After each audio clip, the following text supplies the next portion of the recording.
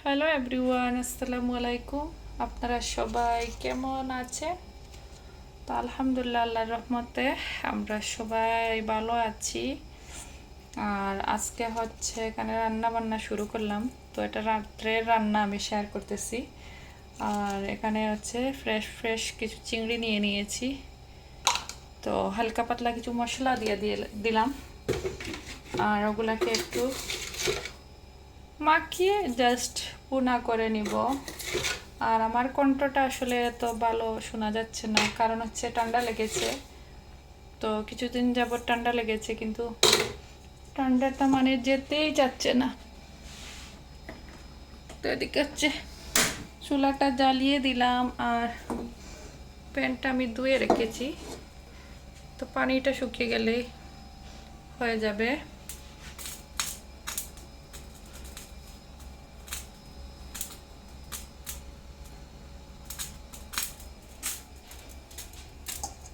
তো এগুলো আমি এখন হাত দিচ্ছি না, একটু পরে দেব।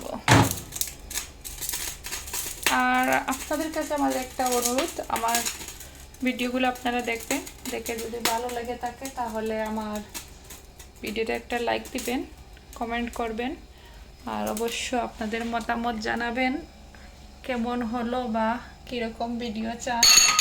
তো ওইভাবে আমি চেষ্টা করব দেওয়ার জন্য। এখানে আমি তেলটা দিয়ে দিচ্ছি। তো এগুলো আসলে আমাদের একদম সিম্পল রান্না বান্না, তেমন কিছুই শেয়ার করছি না। এগুলো আমি যা যা করছি আপনাদেরকে একটু।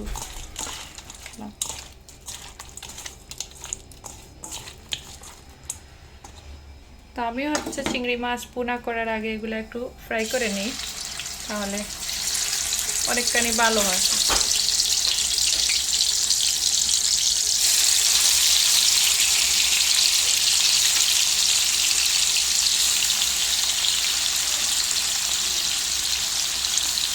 হালকাভাবে একটু ফ্রাই করে নিব, তারপরে আমি সব মশলা দিয়ে ভুনা করে নিব।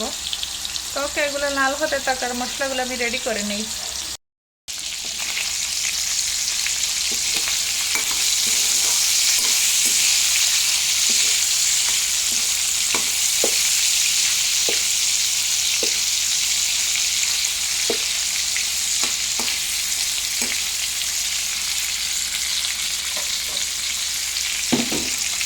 তো এই পর্যায়ে হচ্ছে মাছগুলো লাল হয়ে গিয়েছে, আর আমি তুলে নিচ্ছি।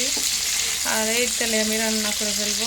স্টার্ট তেল মানে লাগলে দিব, আর না লাগলে তো বেস্ট হয়ে গেল।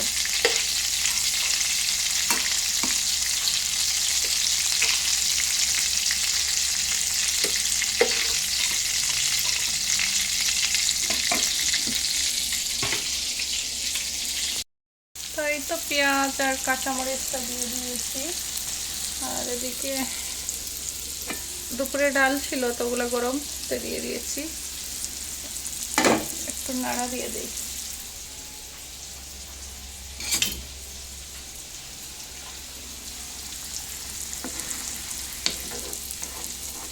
তাহলে হয়ে গেল। আর শুধু ভাত রান্না করবো, আর কিছুই করবো না, রাত্রের জন্য না।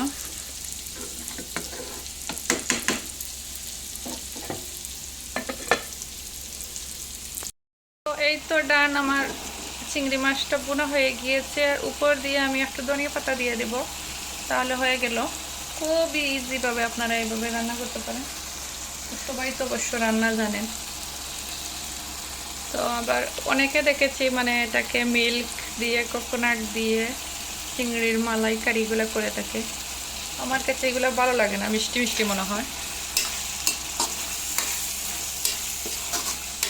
উপর দিয়ে একটু ধনেপাতা দিয়ে দিলাম।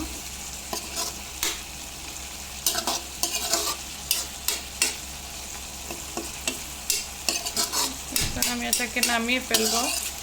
আর এদিক দিয়ে হচ্ছে ভাত বসিয়ে দিয়েছি।